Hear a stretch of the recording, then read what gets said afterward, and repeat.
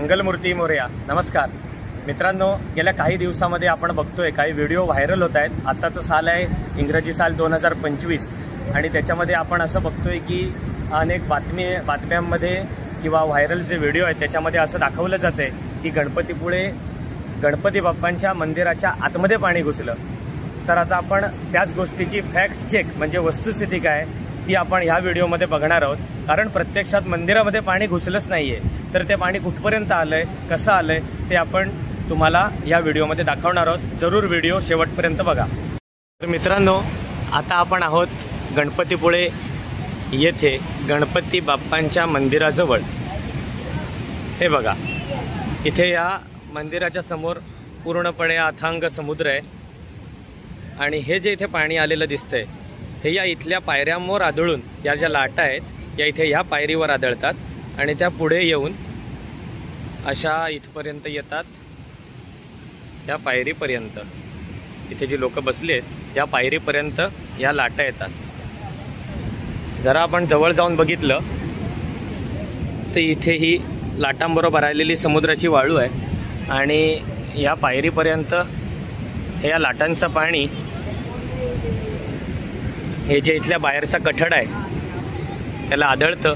या लाटा तिथे आदळतात आणि हे पाणी या आपल्या देवळाच्या पायरीपर्यंत येतं, पायरीला स्पर्शून मागे जातं. हे बघा, अगदी पूर्णपणे सुद्धा आलेलं नाही आहे. मंदिराच्या पायरीच्या बाहेरची ज्या पायऱ्या आहेत त्याच्या काही भागापर्यंतच पाणी आलेलं आपल्याला दिसतं. मंदिराच्या ह्या पायऱ्या चढून हे काय पाणी आतमध्ये इथे गेलेलं नाही.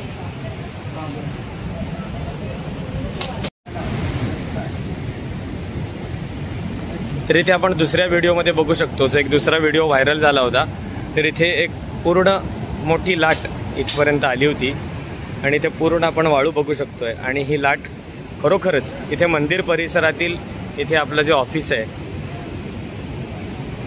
मंदिर संस्थांचं जे ऑफिस आहे तिथे ही लाट उसळून आपटली होती. ही गोष्ट खरी आहे, पण हे जे स्ट्रक्चर आहे हे ऑफिसचं ते पूर्णपणे मंदिराच्या बाहेर आहे. त्याचा मंदिराशी काही संबंध नाही आहे. मंदिर इकडे आहे आणि ऑफिस इथे आहे. आणि इथे कसा थोडा कठडा वगैरे फार नसल्याने इथून लाट सहज आत येऊ शकते. तुलनेत तिथून कठडा आणि हाईट उंची थोडी जास्त आहे. हा बघा, इथे आपण समुद्र उसळलेला जास्ती बघू शकतो.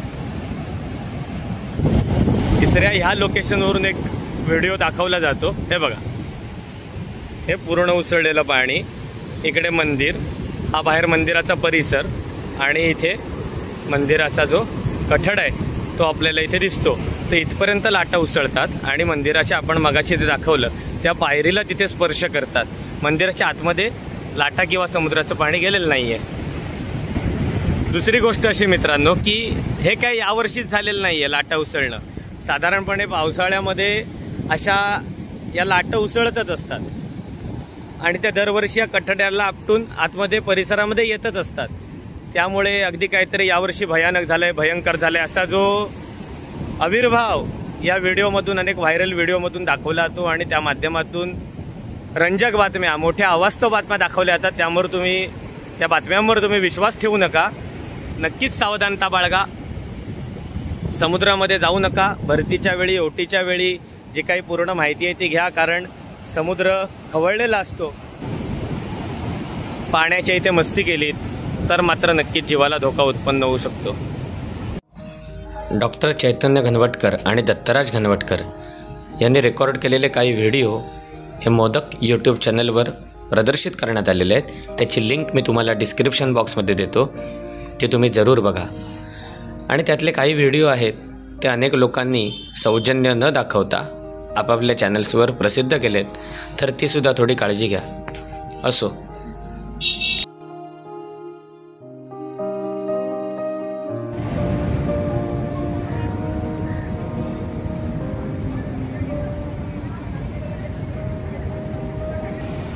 चॅनल जरूर सबस्क्राईब करा आणि सर्वांसोबत शेअर करा आणि योग्य माहिती सर्वांबरोबर पोचवा. मंगलमूर्ती मोरया. जय गजानन.